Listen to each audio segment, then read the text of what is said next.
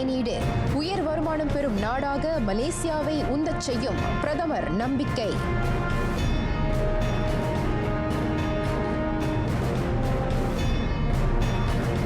B40 பிரிவை சார்ந்த உயர்கல்வி மாணாக்கருக்கான மித்ராவின் நிதி உதவி சனிக்கிழமை தொடங்கி வழங்கப்படும்.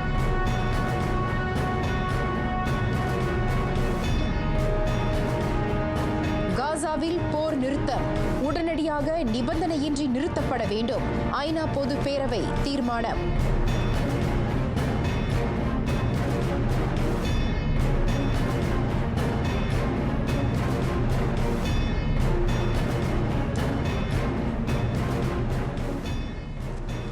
வணக்கம். சலாம் மலேசியா மடானி. RTM தமிழ் செய்திகள் உங்களுக்காக உங்களுடன் நான் சூர்யா சம்பத்.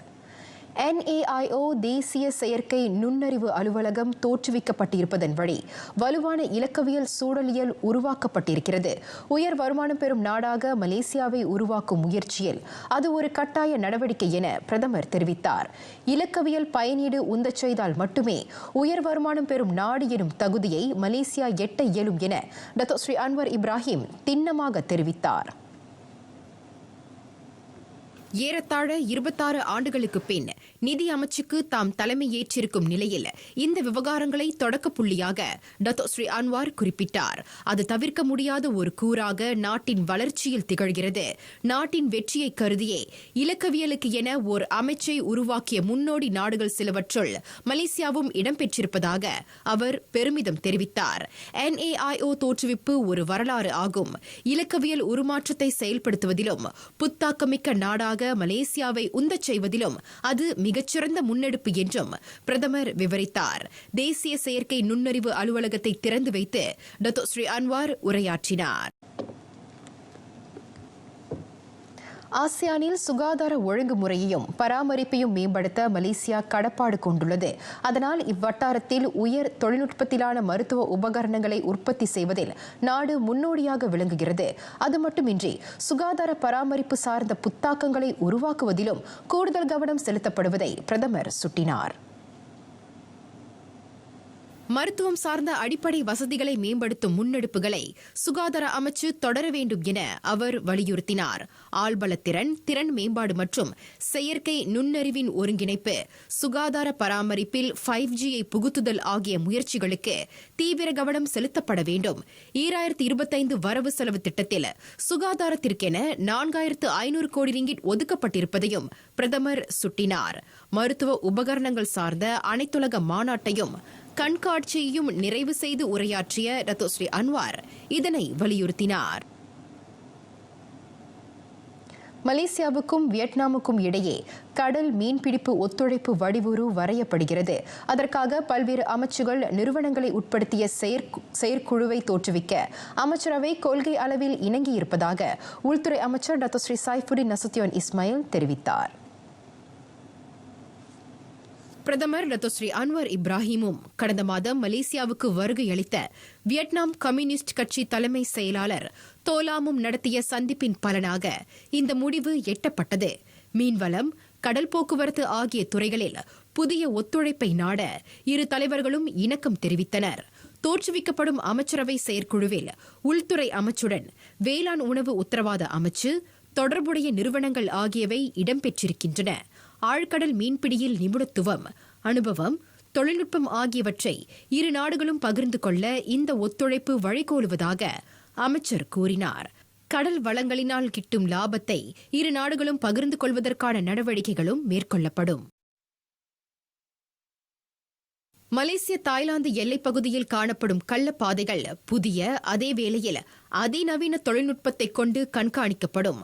அந்த நோக்கத்திற்கான உள்ளூர் மற்றும் பன்னாட்டு நிறுவனங்களை சார்ந்தோருக்கு உள்துறை அமைச்சு அழைப்பு விடுத்திருப்பதாக டத்தோ ஸ்ரீ சைஃபுடின் தெரிவித்தார். கள்ள பாதைகளை கண்காணிப்பதற்கு அவர்களிடம் உள்ள தொழில்நுட்பத்தையும் நிபுணத்துவத்தையும் அறிந்து கொள்ள அமைச்சு முனைந்திருப்பதை அவர் சுட்டினார். மனநிறைவு கொண்டால் மட்டுமே அவர்களிடம் உள்ள கண்காணிப்பு தொழில்நுட்பங்கள் கொள்முதல் செய்யப்படும் என்பதை டத்தோ ஸ்ரீ சைஃபுடின் சுட்டினார். 31 கோடியே 21 லட்சம் ரிங்கிட் வெள்ளத்தால் சேதமுற்ற சாலைகளை செப்பனிட அந்த செலவு பிடிக்கும் என கணிக்கப்படுகிறது.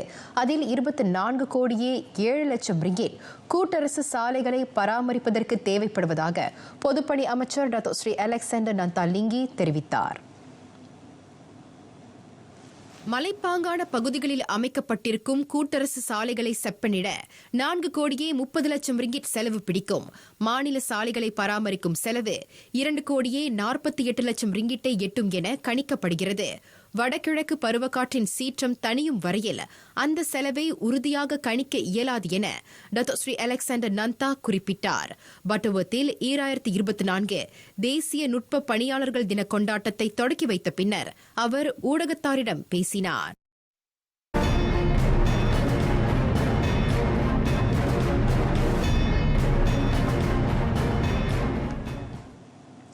வெள்ளத்தால் பாதிக்கப்பட்ட நெல் பயிரீட்டாளர்களுக்கும் சிறு தோட்டக்காரர்களுக்கும் வேளாண் உணவு உத்தரவாத அமைச்சு உதவி.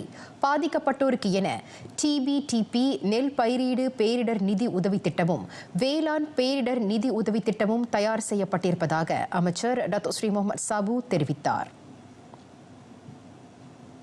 வெள்ளம் உட்பட பல்வேறு ஆபத்துகளில் இருந்து நெல் பயிரீடுகளை காக்க இவ்வாண்டு செப்டம்பர் 13ஆம் தேதி முதல் நெல் பயிரீட்டு காப்பீட்டு திட்டம் அறிமுகப்படுத்தப்பட்டதை டாக்டர் ஸ்ரீ முகமது சாபு சுட்டினார்.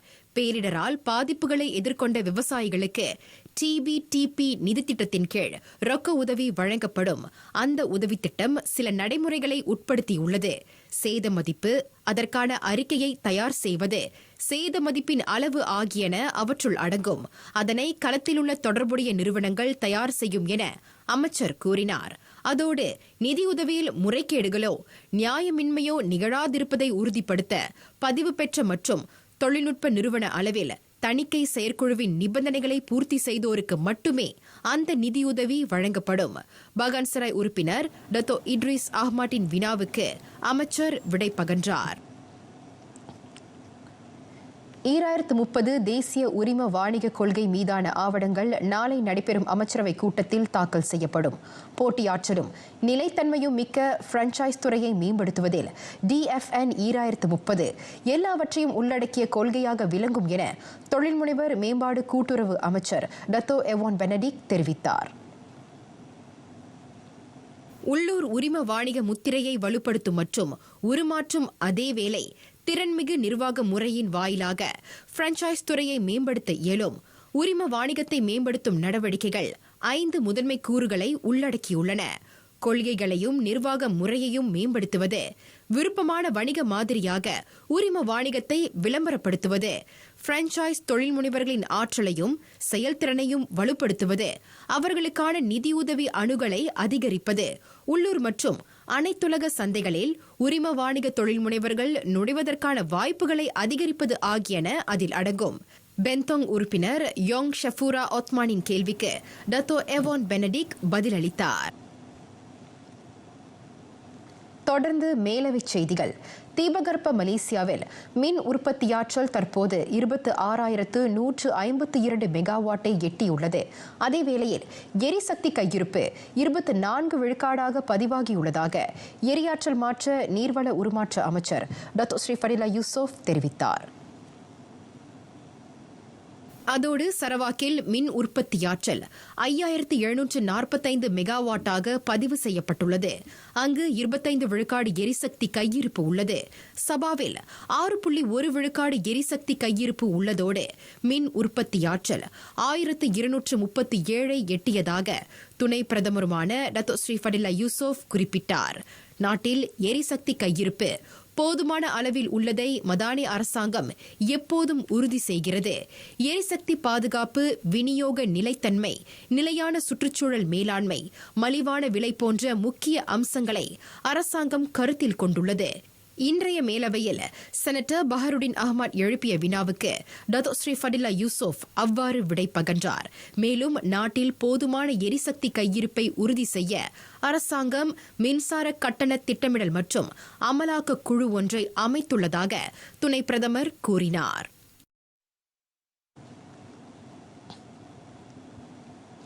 ஊழியர் சேமநிதி சந்தாதாரர்களுள் 31.6 விழுக்காட்டினர், அதாவது 41 லட்சம் பேர் தோதான கணக்கை கொண்டிருக்கின்றனர். அக்கவுண்ட் பிளெக்சிபிளுக்கு இதுவரை 1450 கோடி ரிங்கிட் மாற்றப்பட்டிருப்பதாக இரண்டாம் நிதி அமைச்சர் doctor Seri Amir Hamzah Azizan தெரிவித்தார். ஊழியர் சேமநிதி வாரியத்தில் இருந்து 6600 கோடி ரிங்கிட் ஓய்வூதிய சேமிப்புக்கு மாற்றப்பட்டிருப்பதாகவும் அமைச்சர் கூறினார். 2024 நவம்பர் 27ஆம் நாள் வரை 40 லட்சம் சந்தாதாரர்கள், அதாவது 30.5 விழுக்காட்டினர் தோதான கணக்கு வாயிலாக 11,600 கோடி ரிங்கிட்டை மீட்டனர். 2024 நிதி மீட்பு பாணியை கருத்தில் கொண்டால் அடுத்தடுத்து வரும் ஆண்டுகளில் ஆண்டுக்கு 500 முதல் 700 கோடி ரிங்கிட் மீட்கப்படும். நிதி மீட்பு தொடர்ந்தாலும் இபிஎஃப்பின் முதலீடு ஆண்டுக்கு 10,000 கோடி முதல் 12,000 கோடி ரிங்கிட் அதிகரிப்பதையும் அமைச்சர் சுட்டினார். இபிஎஃப்பின் முதல் கணக்கில் இருந்து 3ஆம் கணக்குக்கு மாற்றப்பட்ட தொகை குறித்து செனட்டர் டாக்டர் பாபி ஆஃபாங் ஸ்வான் எழுப்பிய கேள்விக்கு டாக்டர் ஸ்ரீ அமீர் ஹம்சா இந்த விவரங்களை வழங்கினார். ஜோஹர் பாருவுக்கும் சிங்கப்பூருக்கும் இடையிலான RTS துரித போக்குவரத்து முறைக்கான கட்டுமானம் திட்டமிட்டபடி தொடர்கிறது. அதன் அடிப்படை கட்டுமான பணிகள் கடந்த நவம்பரில் 95 விழுக்காட்டை எட்டின. கணினி செயல்முறை, மின்சாரம், தொலைத்தொடர்பு உள்ளிட்ட கூறுகள் இம்மாதம் தொடங்கி இணைக்கப்படுவதாக போக்குவரத்து துணை அமைச்சர் டாக்டர் ஹஸ்பி ஹபிபுல்லா தெரிவித்தார். மலேசியாவில் மட்டும் இதுவரையில் 250 கோடி ரிங்கிட் செலவிடப்பட்டதாக துணை அமைச்சர் கூறினார். இந்த திட்டம் முழுமை பெற அரசாங்கம் 520 கோடி ரிங்கிட்டை ஒதுக்கியுள்ளது. நாளொன்றுக்கு 1 லட்சம் பயணிகள் இந்த RTS லிங்க் போக்குவரத்து சேவையை பயன்படுத்த முடியும். உச்ச நேரங்களில் 3.6 நிமிடங்களுக்கு ஒருமுறை போக்குவரத்து சேவையும் இதன் கீழ் வழங்கப்படும் என டாக்டர் ஹஸ்பி விளக்கினார். 2024 இணைய பாதுகாப்பு சட்டம் பட்டதாரிகள் உட்பட மலேசியர்களின் பேச்சு சுதந்திரத்தை ஒருபோதும் கட்டுப்படுத்தாது. மாறாக ஒட்டுமொத்த நாட்டு மக்கள் மத்தியில் இணைய பாதுகாப்பு அம்சங்களை மேம்படுத்தும் நோக்கத்தை அந்த சட்டம் கொண்டிருப்பதாக தொடர்பு அமைச்சர் ஃபாமி ஃபடேல் தெரிவித்தார். நேற்றைய மக்களவையில் அந்த சட்டம் நிறைவேற்றம் கண்டது. சமூக ஊடகத்தள வழங்குநர்களுக்கு ஓர் அறிவுறுத்தலாக அந்த சட்டம் விளங்குவதை அமைச்சர் குறிப்பிட்டார். குறிப்பாக இணையத்தில் சிறார் உட்பட ஒட்டுமொத்த மலேசியர்களின் பாதுகாப்பினை உறுதி செய்யும் பொறுப்பை அவர்கள் கொண்டிருப்பதை சட்டம் வலியுறுத்துகிறது. குவாலலம்பூரில் சுல்தான் ஜைனல் அபிடின் பல்கலைக்கழக மாணவர்களுடனான கலந்துரையாடல் நிகழ்ச்சியில் பங்கேற்ற ஃபாமி இதனை தெரிவித்தார். 2024 தேசிய ஊடகவியலாளர் தினத்தை முன்னிட்டு நாட்டை வலம் வரும் திட்டத்தின் ஓர் அங்கமாக அந்த கலந்துரையாடல் நடத்தப்பட்டது. 2000 GDL மித்ரா லாரி ஓட்டுநர் உரிமம் திட்டத்திற்கு விண்ணப்பித்தோரின் எண்ணிக்கை அது. அவர்களில் 650 பேர் மட்டுமே அதற்கான பயிற்சியை கடக்க தேர்வு செய்யப்படுவர் என மித்ரா சிறப்பு பணிக்குழு தலைவர் P. பிரபாகரன் உறுதியளித்தார். இம்மாதம் 31ஆம் தேதி வரை B40, M40 பிரிவுகளைச் சார்ந்த மலேசிய இந்தியர்கள் அதற்கு விண்ணப்பிக்கலாம். B40 பிரிவை சார்ந்தோருக்கு முன்னுரிமை அளிக்கப்படும். 650 பேரை இலக்காக கொண்டு 15 லட்சம் ரிங்கிட் செலவில் அந்த திட்டம் நாடளாவிய நிலையில் செயல்படுத்தப்பட உள்ளது. மித்ரா லயா ஆன பேரை தனியா பிரிச்சிருவோம். இப்ப இந்த கிரைட்டீரியா ஃபிட் பண்ணவங்கள இன்ஸ்டிடியூட் மண்டு கூட அப்புறம் JPK கூட இன்டர்வியூ செஷன் வச்சு அவங்க நம்ம சூஸ் பண்ணுவோம். எங்களோட முக்கியத்துவம் என்னன்னா அறவே இல்லாதவங்களுக்கு வாய்ப்பு கொடுக்கறது தான்.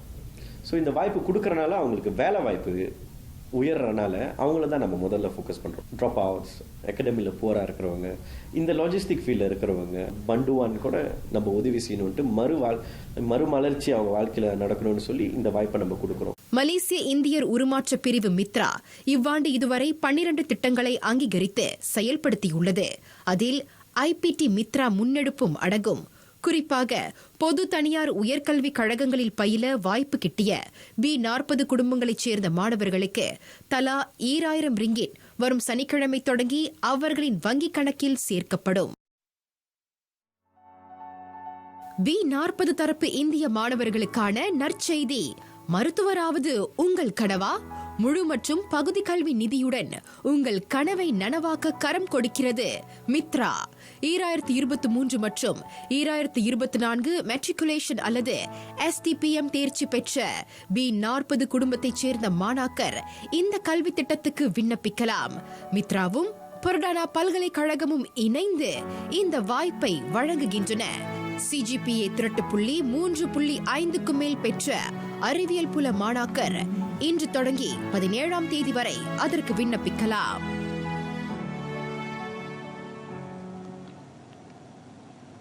குன்றிருக்கும் இடமெல்லாம் குமரன் இருக்கும் தலம் என்பர்.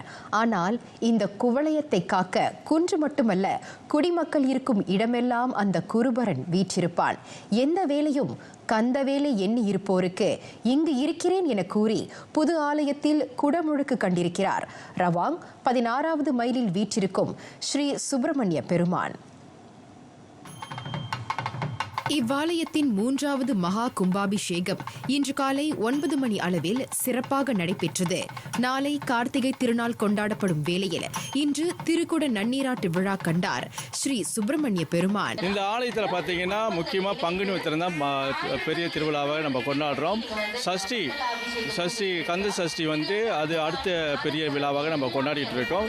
அது தவிர முருகப்பெருமானுக்குரிய அனைத்து தினங்களும் நம்ம சிறப்பாக செஞ்சுக்கிட்டு இருக்கோம். பொதுவாக வைகாசி விசாகம், தைப்பூசம், திருக்கார்த்திகை இந்த மாதிரிலாம் ஆடி கிருத்திகை இந்த மாதிரிலாம் பூஜைகள் சிறப்பாக செஞ்சுட்டு இருக்கோம். நம்ம ஆலயத்தில் வருட வருடம் சஷ்டி விரதம் மிக சிறப்பாக நடக்கிறதுனால நம்ம ஆலயத்தில் சஷ்டி மண்டபம் என்று உருவாக்கி அதில் 44 உபயக்காரர்கள் அடங்கி அவருக்கு ஒரு டோம் கான்செப்டில் ஒரு ஒரு சஷ்டி மண்டபம் உருவாக்கி சண்முக பெருமானுக்கு சிறப்பாக சஷ்டி மாதாந்திர சஷ்டி மற்றும் கந்த சஷ்டி பூஜைகள் நடைபெறும். நம்ம ஆலயத்தில் இது 2012 நம்ம ஆறுபடை வீடு பதிக்கணும்ட்டு திட்டம் பெற்று சிறப்பாக அதையும் பதிச்சு வச்சிருக்கோம். கடந்த கும்பாபிஷேகம் 2 வருடமாக இருந்த சுவாமிகள் இந்த வருடம் பஞ்சவர்ணமாக மாறியது. தமிழ் கடவுள் என அழைக்கப்படும் முருகப்பெருமான் பல தோற்றங்களில் உலகை காத்து வருகிறார். ரவாங் நகரில் 40 ஆண்டுகளுக்கு மேலாக இங்குள்ள மக்களுக்கு அருள் பாலித்து வருகிறார். மிகவும் விமரிசையாக நடைபெற்ற இந்த திருக்குட நன்னீராட்டு விழாவில் 3000க்கும் மேற்பட்ட பக்தர்கள் ஆறுமுகனின் அருளாசியை பெற்றனர். நம்முடைய உண்மையான தமிழுடைய கடவுள் யாருன்னு பார்த்தீங்கன்னா முருகப்பெருமான். கந்தவேல் தான் நம்ம சொந்த வீடு. இறைவனுடைய அருள் இருந்தால் மட்டும்தான் கும்பாபிஷேகம் பார்க்க முடியும். அவன் அருளாலே அவன் தான் வணி. ஒரு கும்பா எதுக்கு சொன்னா ஏதாவது எங்கெல்லாம் முன்னுக்கு போய் பாடிடுவாங்க. ஆயிரக்கணக்கான பக்தர்கள் வெளியிப்பாங்க. உண்மையான பக்தர் வெளியிப்பாங்க. அதுக்காக தான் சொன்னாங்க கோபுர தரிசனம் கோடி புண்ணியம். கீழே நீங்க முருகனை பார்க்க வேண்டியதில்லை. ஒரு கும்பாபிஷேகத்துக்கு பல மைல் தூரத்தில் நின்று அந்த கலசத்துக்கு கோபுரத்துக்கு தண்ணி ஊத்துறாங்கல்ல, அந்த கோபுரத்துக்கு தண்ணி ஊத்துறத பார்த்தாலே கோடி புண்ணியம். ஒரு கும்பாபிஷேகம் பார்த்தாலே வாழ்க்கையில பல பிறப்புகளை செஞ்ச பாவம் தீரும். டத்தோ ஸ்ரீ சரவணன் இதில் கலந்து சிறப்பித்ததோடு ஆலய வளர்ச்சி நிதியாக 10,000 ரிங்கிட்டை வழங்கினார். வேண்டியதை அப்படியே அருளும் குகனை தரிசனம் செய்ய பக்தர்கள் கூட்டம் அலைமோதியது. இந்த கோயிலுக்கு 2 வருஷ காலமாக வந்துகிட்டு இருக்கோம். இந்த கோயில் மிகவும் பிரசித்தி பெற்ற ஒரு ஆலயம். மிகவும் மகிழ்ச்சி இந்த கோயிலில் இன்று இந்த கும்பாபிஷேக விழாவில் கலந்து சுவாமியோட ஆசீர்வாதம் பெற்றதுக்கு மிகவும் மகிழ்ச்சியாக இருக்கிறது. கும்பாபிஷேகம் கலந்துக்கிறது பொதுவாக சொல்லுவாங்க பூர்வீக புண்ணியோனே. கும்பாபிஷேகம் எல்லோரும் கலந்துக்கணும். ரொம்ப சந்தோஷமா ரொம்ப பலன் இருக்கு. கும்பாபிஷேகம் கலந்துக்கிட்டாக்கா வர முடியாதவங்க எவ்வளோ பேர் இருக்காங்க. எல்லாருக்கும் அப்பா அருள் புரியணும்மா. எல்லாருக்கும் ஆசை இருக்கும், ஆனால் சமயத்தில் வர முடியாது. டிரான்ஸ்போர்ட் இருக்குது, அது மாதிரி பிரச்சனைகள்லாம் இருக்கும். இருந்தாலும் அப்பா இங்கேருந்து எல்லாரையும் ஆசீர்வாதம் பண்ணணும். ரவாலேருந்து தான் இருக்கேன். முன்னே இதான் இந்த ஹவுசிங் ஏரியாவில் தான் எங்கள் வீடு இருந்துச்சு. முன்னே அந்த கோயில் ஒரு சின்ன கோயிலாக தான் இருந்துச்சு. அப்புறம் நாங்கள் அங்கேருந்து வெளியான கையோடு அப்புறம் தான் அந்த கோயில் கொஞ்சம் புதுப்பிச்சு கொஞ்சம் பெருசாக்கியிருக்காங்க. இப்போ இந்த லெவலில் இருக்குது. கோயில் நல்லா சிறப்பான கோயில். முருகன் நல்லா சக்தி வாய்ந்தவங்க. இங்கே என்ன வேண்டாலும் எல்லாம் கொடுப்பாங்க. அது ஒரு நம்பிக்கை எல்லாத்துக்கும் இருக்குது. அழகான பழனி மலை ஆண்டவா, உன்னை அனுதினமும் பாட வந்தேன் வேலவா. அழகான பழனி மலை ஆண்டவா. சகல வசதிகளுடன் ஆலயம் சிறப்பான முறையில் நிர்மாணிக்கப்பட்டிருக்கிறது. புதிதாக வரையப்பட்ட ஓவியங்களும் வண்ணம் பூசப்பட்ட சிலைகளும் புதுப்பிக்கப்பட்ட ஆலயத்திற்கு மேலும் மெருகூட்டின.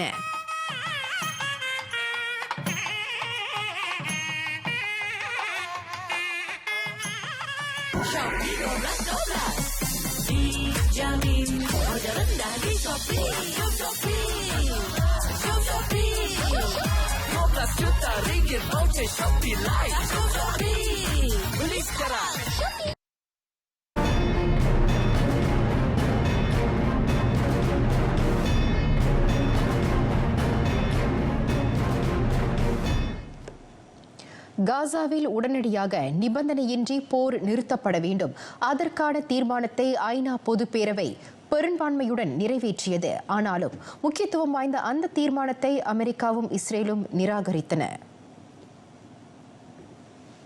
காசா சண்டை நிறுத்தம் மீதான தீர்மானத்துக்கு ஆதரவாக 158 நாடுகள் வாக்களித்தன. 13 நாடுகள் பங்கேற்கவில்லை. ஐநா பாதுகாப்பு மன்றத்தில் கடந்த மாதம் அமெரிக்காவால் ரத்து அதிகாரம் கொண்டு நிராகரிக்கப்பட்ட தீர்மானத்தை அது ஒத்திருந்தது.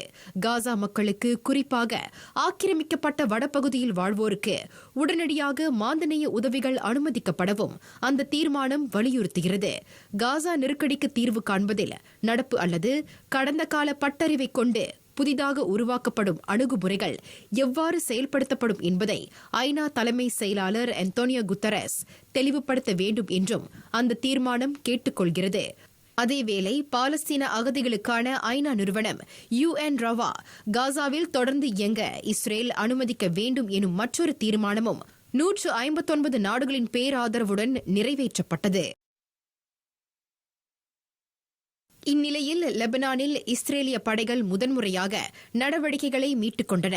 சண்டை நிறுத்த உடன்பாட்டின் கீழ் அது மேற்கொள்ளப்பட்டதை அமெரிக்க மத்திய தளபத்திய தலைவர் மைக்கேல் எரிக் குரீலா உறுதிப்படுத்தினார்.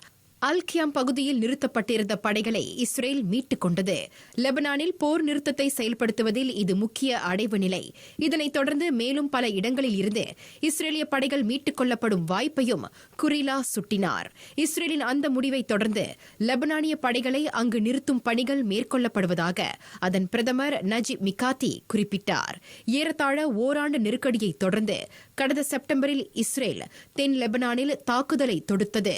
சண்டை நிறுத்த உடன்படிக்கையின்படி கையொப்பமிடப்பட்ட 60 நாட்களுக்குள் லெபனானிய மண்ணில் இருந்து இஸ்ரேல் படைகளை மீட்டுக் கொள்ள வேண்டும். எத்தியோப்பியாவிற்கும் சொமாலியாவுக்கும் இடையிலான ஓராண்டு கால கடும் பிணக்கு முடிவுக்கு வந்தது. அங்காராவில் நடைபெற்ற அமைதி பேச்சுக்கு துருக்கி அதிபர் ரிசெப் தாயிப் எர்டோகன் தலைமையேற்ற நிலையில் அந்த இணக்கம் இரு நாடுகளுக்கும் இடையில் அமைதியும் சுபிட்சமும் ஏற்பட பாதை வகுக்கும் என அவர் நம்பிக்கை தெரிவித்தார். முன்னதாக நடைபெற்ற அமைதி பேச்சுகள் தோல்வியில் முடிவுற்ற நிலையில் இம்முறை எத்தியோப்பியா பிரதமர் அபே அஹ்மட்டும் சொமாலியா அதிபர் ஹசான் ஷேக் மொஹமாட்டும் துருக்கி தலைநகர் அங்காராவை சென்றடைந்தனர். நிலத்தில் மட்டுமே எல்லையை கொண்டிருக்கும் எத்தியோப்பியா சொமாலியாவுடன் சொமாலிலேண்ட் எனும் எல்லைப் பகுதியை பகிர்ந்து கொண்டுள்ளது. கடற்கரையோரம் அமைந்திருக்கும் அந்த நகருடன் கடல் எல்லையை பகிர்ந்து கொள்ள எத்தியோப்பியா முயன்றபோது அவ்விரு அண்டை நாடுகளுக்கும் இடையே இவ்வாண்டு ஜனவரி பிணக்கு ஏற்பட்டது. குறிப்பாக சொமாலியாவுடனான கடல் எல்லையை துறைமுகமாகவும் ராணுவ தளமாகவும் உருமாற்ற அது எண்ணம் கொண்டிருந்தது. அது சொமாலியாவின் இறையாண்மையை மீறும் செயல் என மொகாடிஷு சாடியதை அடுத்து இரு நாடுகளுக்கும் இடையிலான ராணுவ மற்றும் அரசதந்திர உறவு கசந்தது. அமைதி பேச்சுக்கு நடுவராக துருக்கி தலைமையேற்ற நிலையில் இப்போது பாதுகாப்பான நிலையான சொமாலியாவின் இறையாண்மைக்கு அச்சுறுத்தல் ஏற்படாத வகையிலான இருவழி வர்த்தக உறவை மேற்கொள்ள இரு நாடுகளும் இசைந்துள்ளன. காகிதத்தை கொண்டு தத்ரூபமாக உருவாக்கப்பட்ட கலைப்படைப்பு. பாரசீக பண்பாட்டை தழுவிய இந்த காகித ஊரல் கூழ்கலை கிறிஸ்துமஸ் அலங்காரங்களாக வடிவமைக்கப்பட்டு உலகம் முழுவதும் ஏற்றுமதி செய்யப்படுகிறது. காஷ்மீர் கலைஞர்களின் கரங்களில் கலை வண்ணமாக மின்னும் இவை உலக மக்களின் தேர்வாக உருவெடுத்துள்ளன. லண்டன், பிரான்ஸ் உள்ளிட்ட மேற்கத்திய நாடுகளுக்கு இந்த காகித அலங்கார பொருட்கள் ஏற்றுமதி செய்யப்படுகின்றன. கிறிஸ்துமஸ் என்றாலே நம் நினைவில் நிற்பது அலங்காரங்களும் பரிசு பொருட்களுமே. அதிலும் கலைநயம் மிக்க அலங்காரத்தை கிறிஸ்துமஸ் மரத்தில் பொருத்தும் பொழுது மகிழ்ச்சியும் இரட்டிப்பாகிறது. அதுவே மக்கள் இந்த அலங்கார பொருட்களை அதிகம் நாடுவதற்கு காரணம். இதனால் மனமகிழ்ச்சி கொள்வது வாடிக்கையாளர்கள் மட்டுமின்றி அதனை தயாரித்து வெளியிடும் கைவினை கலைஞர்களும். மரங்கள், விலங்குகள் உட்பட கிறிஸ்துமஸ் தாத்தாவின் உருவ வடிவிலும் கலைஞர்கள் இதனை தயாரித்து ஏற்றுமதி செய்கின்றனர். கிறிஸ்துமஸுக்கு சில மாதங்களுக்கு முன்பாகவே இங்கு தயாரிப்பு வேலைகள் தொடங்கிவிடுகின்றன. இதன் வழி உரிய நேரத்தில் வாடிக்கையாளர்களை இந்த அலங்கார பொருட்கள் சென்றடைவதை உறுதி செய்ய முடிகிறது. ஒவ்வொரு ஆண்டும் இந்த காகித கைவினைப் பொருட்களுக்கான தேவை அதிகரித்து வரும் நிலையில் 2005ஆம் ஆண்டு $3,500 அமெரிக்க ஏற்றுமதி செய்யப்பட்ட இந்த அலங்காரங்கள் இவ்வாண்டு $1,20,000 அமெரிக்க மதிப்பை தொட்டுள்ளன.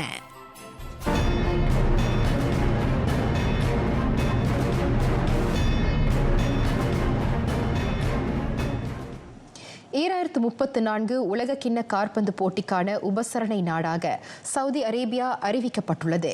உலக விளையாட்டுத் துறையில் அந்த வளைகுடா ராஜ்யம் தமது செல்வாக்கை நிலைநிறுத்தி இருப்பதை அந்நிலை புலப்படுத்துகிறது. இவ்வேளையில் 2030 உலக கிண்ண போட்டியை மொராக்கோ, ஸ்பெயின், போர்த்துகல் ஆகிய நாடுகள் கூட்டாக ஏற்பாடு செய்யும். அதில் 3 ஆட்டங்கள் தென் அமெரிக்காவில் நடத்தப்படும் என்பது உலக காற்பந்து சம்மேளனம் FIFA மாநாட்டில் உறுதி செய்யப்பட்டது. 2034 உலக கிண்ண போட்டியை ஏற்று நடத்தும் பந்தயத்தில் சவுதி அரேபியா மட்டுமே களம் கண்டது. அந்த போட்டியை முன்னிட்டு உலகத்தையே சவுதி அரேபியாவுக்கு அழைப்பதாக அந்நாட்டு விளையாட்டு அமைச்சர் அப்துல் அசீஸ் துர்கி பெருமிதம் தெரிவித்தார். வெற்றியாளர் லீக்கில் அடுத்த சுற்றை நெருங்குகிறது ஆர்சனல். இன்று அதிகாலையில் தி கன்னர்ஸ் 3-0 என மொனாக்கோவை வென்றது. உபசரணை அணிக்கான 3 கோல்களில் 2ஐ புகாயோ சக்கா புகுத்தினார்.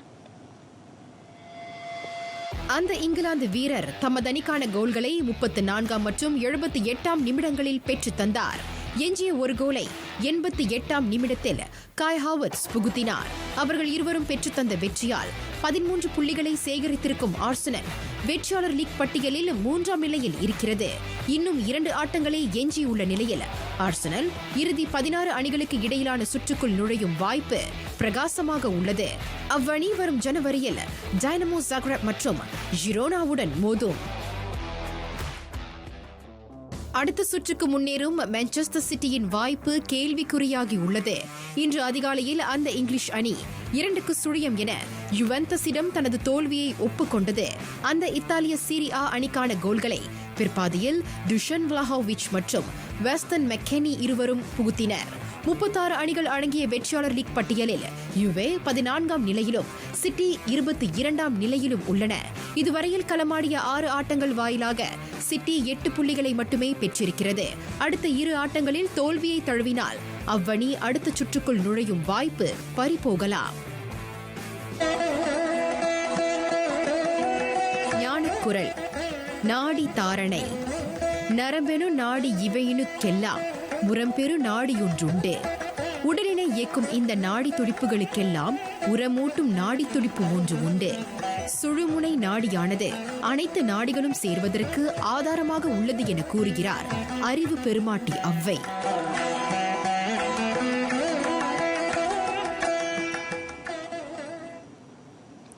நிறைவடைகின்றன RTM தமிழ்ச் செய்திகள். எங்களோடு இணைந்ததற்கு நன்றி.